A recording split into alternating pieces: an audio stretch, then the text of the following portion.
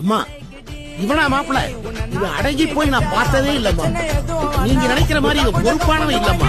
Number 1 பொறுக்கி பையன். ஒரு உல கேட்டு பாரு மாமாவோட மோச வந்த நான் சுத்தி காட்டுறேன் உள்ள கொட்டா ஒரு கேட்டு பாரு மாமாவோட மோச வந்த நான் சுத்தி காட்டுறேன்